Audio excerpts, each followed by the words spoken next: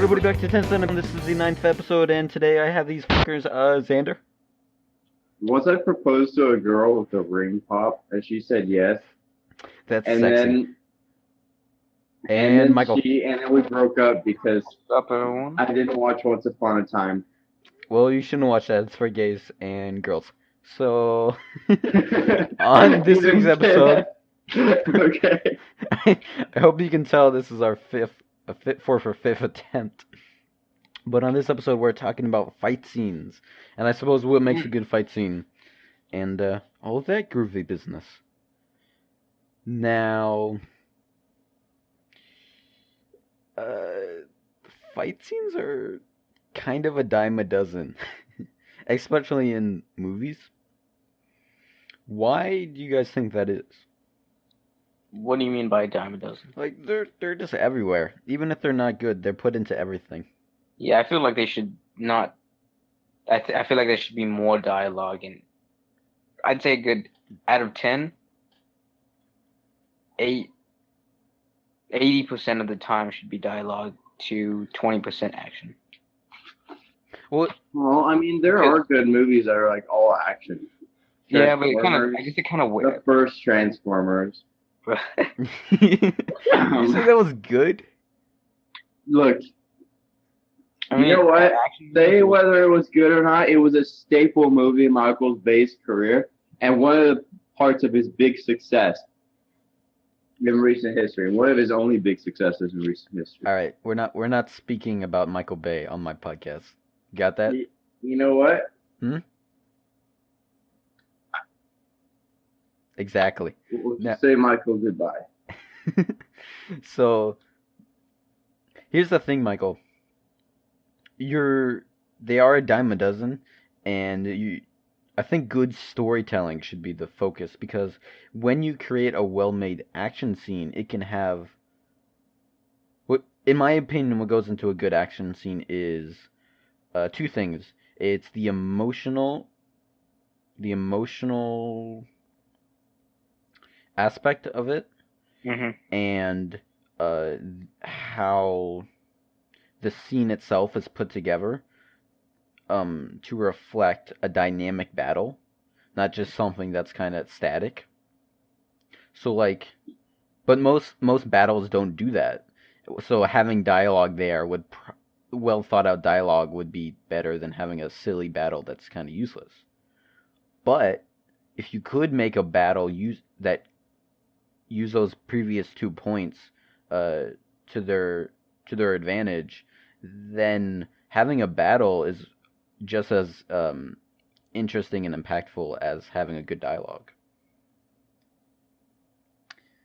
Yes, I'd prob- agree with that. Yeah, but the problem is that there aren't a lot of good fight scenes, because like in Michael Bay movies, for example, you have fight scenes just for the sake of fight scenes. Yep.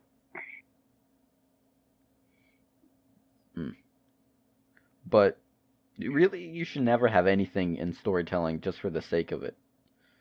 What do you think the main purpose of an action scene is? Xander, do you want to answer this, or should I? You go ahead. Okay. The main purpose it should be a dialogue between characters where something's at stake. So, or a confrontation of stories or ideas, so to speak. So, take Lord of the Rings, for example, like Helm's Deep. Mhm. Helm's Deep is a good battle because it takes the emotional element of these are the last people. Or I haven't watched Lord of the Rings, so I can't tell. I might not be choosing the best example. But Yeah. okay, what I mean to say is I haven't watched in a while, so I can't remember exactly what the emotional concept was. But the way that they created the fight, so that it wasn't just people getting thrown at and cool stuff happening and explosions. It was more well thought out. You can see how each side's actions affected the other. we'll get cut off there for a moment. It became more of this dynamic scene because the actions had weight and meaning, Yeah. right? So when they break through the first wall, you can see how that affects the rest of Helm's Deep, the rest of the battle. Yeah. Whereas in like a Marvel movie, instead of having the fight scene be focused on what's happening on the battle and how it affects the people, it's always the camera's always super close to the characters, and you have no sense of scale or what's happening. You just see people hacking and slashing, and that's kind of useless because it has no emotional value and it has no logical consequences, so to speak. You know, I swear, Noah, you would absolutely love the Blade Runner series. And you know what? When the new one comes out on DVD, I mean, it might have already. We'll get it and we'll all watch it together because literally, I think one of the movies with the best fight scenes, because you guys were talking about fight scenes actually mattering and meaning and giving a sense of scale and everything. You know what movie does that incredibly is Blade Runner 2049. Especially, the cinematography in that movie is so great. I mean, there's some images that are permanently burned into my mind. Some positive ones and some extremely negative ones, like the one of that person being born out of like that egg sac thing. That was pretty rancid. But there was this one fight scene that was so cool. And basically, it was this lady that worked for the bad guy, what's his name, the creator. And they're trying to get a hold of what's his name? Harrison Ford's character. Ford, yeah. And were you about to say Michael Bay? I was about to say Michael Bay, yeah. Who's mentioning Michael Bay on his own podcast? Anyways, shut up. So basically, they're like underneath this kind of dam, and it's like slowly filling up with water. And so basically they're fighting as the water's filling up inside of their vehicle. And then there's like this shoreline, right? And so, yeah, it's just, it's really, really hard to describe. But it's such an incredible scene because number one, it has a lot of emotion. Number two, it has a lot of struggle. It's not just a back and forth. It's people are actually fighting for their lives. For the ability to just survive, and it's so raw in that scene and so apparent that both of them are absolutely desperate to still be alive, and that's how real fights are, especially in circumstances like that. Right, that's the emotion right there, is why these two characters are here and what they're fighting for. Mm-hmm. In a good fight scene, you shouldn't be rooting for one or the other. Because both of the characters will have their own emotional reasons for being there, or their own story reasons, that should make it interesting. And then how they fight and the environment is also part of what influenced that. But that also got me thinking is that there are a lot of crappy ways to use environment to influence a battle. So, for the example, in Helm's Deep, it's interesting because you can see how one move affects the other, but then you also have stuff where, oh, the building is falling on us and we have to get out, or we have to save all the people. Which is fine, but more often than not, it's handled choppily so that it doesn't really affect anything because the characters will be good and, they'll get out or whatever, they'll save the day, and also that there's no emotion to that. There's nothing that affects the characters personally. Mm. But I gave the example of Helm's Deep. Can you guys think of any recent examples? Any good ones, I mean.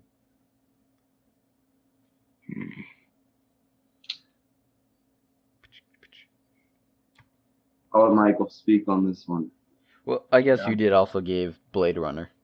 Yeah. I mean, there are also movies that are the exact opposite, where it's like all fight scenes and none of it really matters. Like Yes. the Prince of Persia movies. Yes. or the Prince of Persia movie because the first one was not good enough to warrant a sequel. But that movie was literally just action 24/7, and like 30% of the movie was plot, maybe.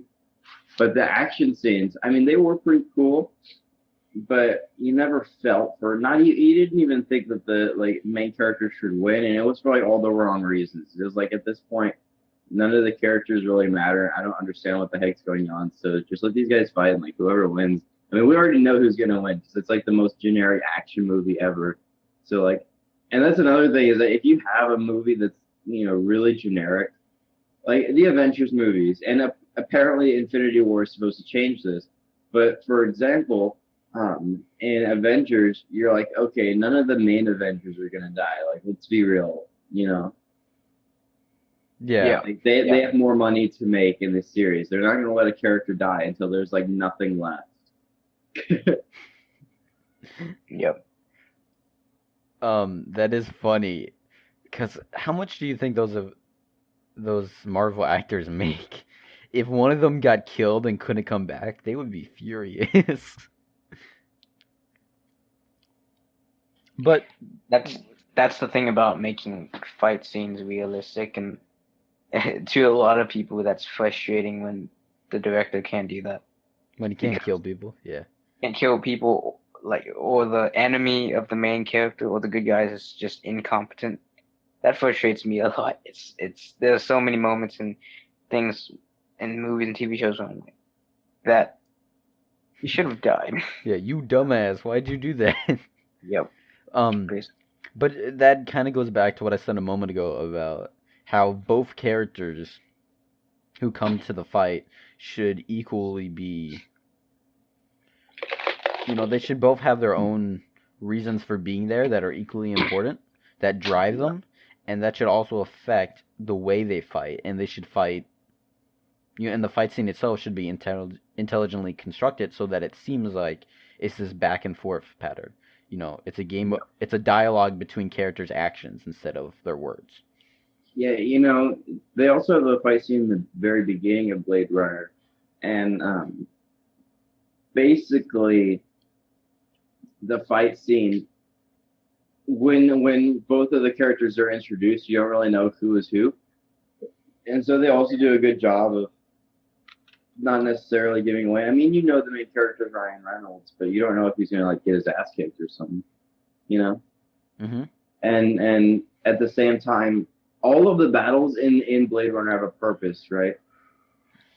Philosophically, mainly philosophically, they have their own purpose. Yeah, but like a battle could be a confrontation of ideas. Say you had two philosophies in a movie. Actually, taking a great page from anime, if you want to talk about either Code Geass or Death Note, in both of those shows, you have two characters. Let's just take Death Note for example. You have Light, who has one view of justice, and then you have L, who has a second view of justice, and their confrontation is representational of which one is right. And because they're constantly fighting, and because they embody these ideas of justice, you see the different elements at play. Which is why I liked Death Note, because it was about how temptation consumes people, and how you slowly become more mad, what that looks like, and the different views of justice. I'll be a god, and nobody will be able to defeat me. I'll take this potato chip. Oh my gosh! Have you seen eat it? Have you seen the interview? I know this is off topic, but have you seen the interview of the guy who plays L in the live action movie? The black dude? Yeah, doing an interview in character. That sounds really interesting, actually. The guy was like, so that looks the Death Note over there. He's like, yes. He's like, what happens if you touch it with your hands? He's like, I think the real question is whether or not I can touch it with my foot. And then he was like, so the Shinigami, and he's like, what did you say? Like the Shinigami, he like starts screaming. Did I mention the Shinigami? It was hilarious. That movie was it was all right. Not very good. No. Well, especially when you compare it to the main material. Yeah, I mean, we should probably save this for when we're talking about adaptations, but uh, at least they tried to make their own version of Death Note. The problem with other anime movies is that they are too close to the original formula, and they don't actually know what made the original great, so they don't have anything good in them. They don't have anything good left. They just look like empty clones. But in the Death Note movie, at least they tried to fix that by making their own version. Anyway, back to fight scenes though. So we keep on talking about fight scenes as physical battles, but with my example of Death Note, that reminded me that a battle doesn't actually have to be a fight scene, or a battle scene doesn't have to just be like physical conflict. A fight scene could also refer to a volleyball match or a board game or something like that, because the core principles, what makes those great, are still the same. You still want that dynamic fight, and you still want that emotional factor in it. That's why like volleyball anime and sports anime are really popular, because they have all the same things that a good fight scene would have. It's just in a different format. You know, the thing I thought of when you said that was the volleyball scenes from Sergeant Frog. Like the one where Kiroro becomes the volleyball and they're like throwing him around. Yep. I only I bring don't up know why. volleyball because Anna is watching this anime called Haikyuu, and I got into a conversation with this one kid uh, who was trying to explain why Haikyuu was stupid, and then I went, do you like action? He's like, yeah, of course I like action, because he's 8, and I was Yeah. like, well, they're the same because of this, and this reason. Nope, did not believe me. It's in one ear and out the other, my friend. That's how it is with young people. Yeah, You uh, see, when you take the philosophy class, I know this is also off topic, but I think you'll like it because it's a way for you to vent your philosophies, and you can say, oh yeah, this is the same as this, and this is why, and like, people will actually listen to you. I mean, when you have like the second highest grade in the class, everybody listens to you anyways because they're like, oh, maybe we can just use whatever he says and copy it on the discussion. I'm just kidding. Only like 3 people in our class are like that. Like Julia. Julia. All right, back on topic though. Michael, did you ever come up with another good fight scene? Not necessarily, no. Do you have a favorite fight scene? Or one that always sticks out? No, not really. Damn it. I don't remember fight scenes very well. But first of all, when you say you're talking about action scenes or fight scenes, because the action scenes goes back to what you were saying. They can be like, they don't have to be conflicts. Fight scenes are conflicts. Oh.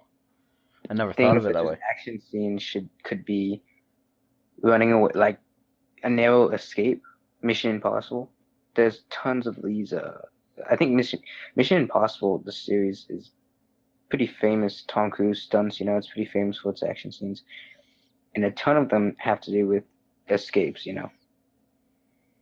and adrenaline rush and stuff like that. I wouldn't call an escape scene the same as like a fight scene though. So Yeah, but it's still action, right? They're both action. yeah, I think they're both sections of action. So a fight scene would be one type of action, but Right. but I would be willing to put non-conflict fight scenes in with fight scenes. Just because I'm picky like that. How would a escape scene be a fight scene? No, not. I would say. So you have action, and then I would say an escape scene is part of action. It's a subgenre, but it's not the Yeah. same as a fight scene. However, when I was talking about volleyball a second ago, that would be a non-conflict fight scene, which would fit into fight, which would also fit into action. Yeah. Yeah.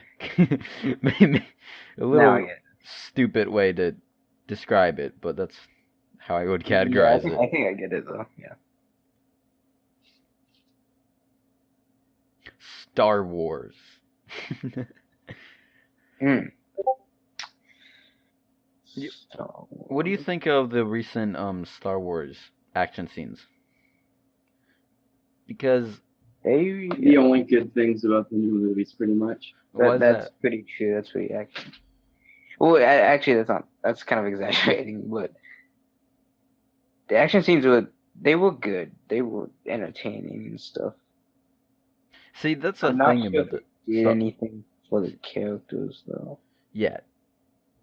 That's the thing. I feel like a good one is going to develop the storyline of the character. They can't just be empty. Which I think for the most part, Star Wars did that right. But that the recent ones they have other problems. But the fight scenes are fine. Yeah. Do you have an example from the other ones then? From the other ones, you mean the ones before them, or the recent ones? The ones before them. So the Force Awakens and stuff. No, No. before that. Yeah. Okay. Some good ones. Yeah. Let's see. Or whatever you want. There was that one. What's it called? It was Qui-Gon Jinn's death. I'm sorry, spoilers, but Phantom Menace. Okay, Qui-Gon Jinn's it's been death. like 20 years. If you haven't seen the Phantom Menace, honestly, you deserve it to be spoiled. Yeah, That's all I'm saying. I'm sorry. It's If just you're above the age of 10 and you haven't seen the Phantom Menace, then you're a menace to society. I don't think I watched The Phantom Menace till I was like 13 or 14. That's fine, I guess. Anyway, go on. You're a menace to Qui-Gon Jinn society. dies. When he dies, what happens? You know what happens later? What's his face? Obi-Wan Kenobi comes and kills him, or kills Darth Maul. He's like, no! Because, yeah, exactly. My But basically what happened was because of Qui-Gon's death, it pushed Obi-Wan to do that, which then affected him in many ways. So, that's an example. Yeah, but then Darth Maul ended up surviving anyways because of pure bullshit. It's like in the Clone Wars. That doesn't count. Clone Wars is the best Star Clone Wars Wars series. technically, according to Disney accounts. I guess you're right. I guess Since in Disney's the one calling the shots now. just yeah. You know, we should probably talk about character deaths as a episode one day. Just a spoiler. We're gonna have to put in the in the title spoilers. Yeah, 10-cent opinions on spoilers. I guess When are that's we an gonna do entire our episode. live episode? That's what I want. Whenever we all buy microphones. Ugh. I That's mean, I right. have a microphone. All right. Wait. You're confusing me. We'll have to talk about this. That would later. be pretty good. Yeah, we could have so you know what? We could do a I 3 really hour. like this one fight scene in Pretty Little Liars where it was like Mike, and he was Mike like Myers? mad at this dude and he punched him. No, just Mike. Oh, that's a shame. Just like literally just Mike. But no, that was sarcastic. You know, another Star Wars related fight scene would be the moment at the end of the first movie where they're in the trench, and it's the pinnacle of everything that Luke had been. You mean the gone fourth through. movie? Yeah, the fourth movie, the first one that came out. Yes. Yeah, and they're in the trench run, and then he's forced to use And all of Luke's friends die, and he survives not by being a good pilot, but literally purely by luck. Yes. Yeah. Or maybe it's the Force. The Force. Woo! Well, in the hero's journey formula, that would be called oh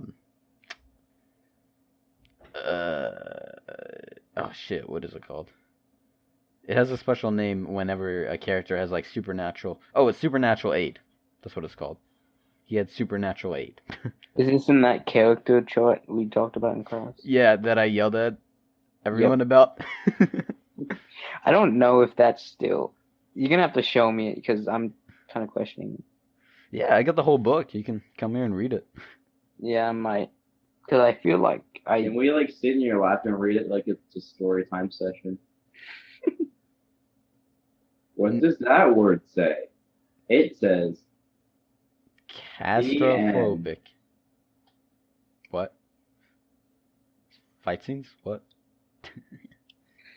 Does the book have visual aids? No. Because I refuse to read a book without pictures. You refuse to read a book. Go read a manga then. No, because then Oh, there's you too know what many has pictures. good fight scenes and is a What? manga? The original, or I guess old Dragon Ball. And this is interesting because yes, it has for the most part it has the well-designed fight. Sometimes it has the emotions, but in addition, they use the they use the comic book formula to advantage, so that the way he uh, I can't remember what the Dragon Ball creator is named, but the way he draws his pictures, basically, say you had 6 panels to a page, they would all be linked together through the action line. So say one character swipes his hand against another character, then the arc that it would swipe would be towards the left of the page, so that your eye would follow the action line to the next box, and then in that box where the next attack or whatever it would be in the next direction, pointing down, and the whole page would be set up so that the action and the line of action that your eye follows are all connected, so that it guides you across the page, which is pretty smart. Isn't actually 90% of Dragon Ball? So isn't it? Dragon Ball Shouldn't that? Z, yes. Dragon Shouldn't Ball that? was a comedy. Bet you didn't know that. Ah. Ah.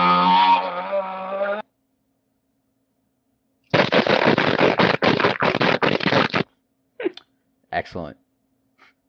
Oh, you right. Okay. Back Back to fights.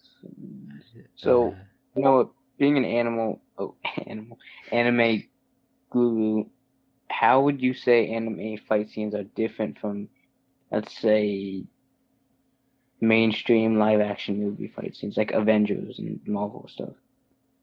Well, besides what I said a moment ago about there's a lot of non-confrontational fight scenes, In anime, you mean? there is with live action you have special effects and stuff, but in animation, what makes animation unique is that you have the ability to not only draw whatever you want, but to also use the medium of drawing to your advantage in the way that you craft this this fight. So say for example you have say you have two characters fighting each other, and then you can set it up so that one character's so that the animation that's used is this very fluid sort of colorful thing, which could reflect the morals of the story or whatever. What I'm trying to get in is that you have much more precision in exactly what you want to get done and how you want to do it, Mm-hmm. and you also have more room for creativity in the way that the fight actually looks, so to speak, like based on your art style. Well, I think that could also be affected by, beyond animation, it could be affected by the scene and the characters within the scene. I mean, there are some very animated live action movies. That's not necessarily what I mean, but when you have a movie that has a lot of characteristics to each character and meaning to each scene, you know, you can kind of create the same effect. It's true. Well, okay, that's not true. You're right. The emotions of the scene are what's can be conveyed both uh in live action and in what is the other one called? Animation. And in animation, but in animation, because you're drawing stuff, you can create something that you would never see in live action. So, for example, in this space battleship What about with Yamato, where you have these CGI? two massive fleets of battleships, space battleships, flying around at hundreds of miles an hour. You can never get something like that in live action, nor to the same style that you see it in. Maybe not the same style, but I mean, there are lots of movies with ships moving at incredulously fast speed. Sure, but you wouldn't get the same style, which is what makes it unique to anime. All right. All right, but you're right. The with anime and live action, they share a lot of commonalities in what makes them good. Um, but with animation, it's a lot cheaper and a lot easier to make whatever you want for your story. So you get things that you would never see in live action. Like think of all the fantasy anime, and then think of all the fantasy live action movies, right? Then just right there, you can think of all the different creative ways to come up with stuff in animation that you wouldn't see in live action.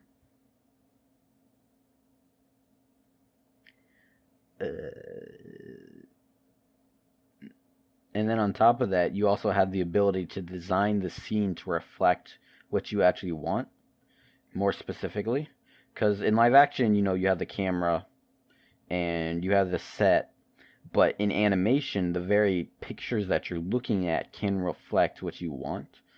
So if you want to invoke like a sense of the mundane, how, I don't know, the mundane world is calming, then you could create a very realistic looking house interior perhaps and have it filled with all sorts of stuff, but keep a more calm color scheme and objects. And then you just apply that same theory to fight scenes. Well, in a movie, you can also just record a green thing and create a whole scene from that too. Yeah. I mean, you're right about it being more expensive, but you're also able to achieve. I'm not gonna say to a greater effect because I feel like animation movies and live action movies have the same general potential. Um, I'm not necessarily saying that one's better than the other, but with movies, you also have more of a realistic impact, which can make the scenes seem more human. Yes, you are right. Because they are more realistic, they can seem more human. But I would be willing to argue that anime is actually come out with has other ways of achieving humanity or more realistic characters in other unique ways. Uh, but that does nothing to do with fight scenes. So I'll leave that for another day. Anime versus live action. That would be an episode. The whole thing would just be like a back and forth debate. Which side do you think Colton would take? Live action. It would be the three of you against me. Yeah, probably. Poor Colton. I wonder if that girl was still on his lap. Probably not. I bet she thought he was disgusting and ran away. I mean, he did say that he got a little bit too excited. I have no proof of that. We should wrap up though. You guys have any other thoughts on action scenes? So we've decided what a good action scene can be. What is a We good action considered scene, Xander? good action scenes that action scenes, like you mentioned earlier, that basically they matter in that both of the characters are there for a good reason. One, number two, you don't necessarily have to pick a side, right? Let's Well, see, number three. I don't know. I don't feel like it always makes it great, but I feel like when you have a very human feeling to action scenes, it makes them so much more tense. You know, when it's about what it really is in real life, survival. You know, you kind of get that from the emotional side of characters, but that's also what makes horror movies so good is because it's tense and you're pushed to this extreme where every action or where you're in a scenario where you're faced with death. And because you're faced with death and makes you act, it makes your true intentions come out, so to speak. Or at least that's what the storyteller is trying to get at. But are we forgetting anything, or is that everything? I think That's pretty much it. yeah. All right, lads. Then thanks for watching 10-cent opinions. You know what we need to finish this episode with? What? Open the pins and quote Colton's first pin. First I pin. feel like you know the pin messages. Oh yeah. You mean and I quote, "I often flip my dick because that's the things people do apparently." We need to have a quote of the day from each of us, you know? Yep, that's good. And that's what we'll finish every episode with. But it has to be whoever's not in the episode. Yeah. But what if we're all here? Colton will just grab. Well, I'm always here, so then you can quote me. You'll quote me if everyone's here. Okay. All right then. See you later, Internet. Bye.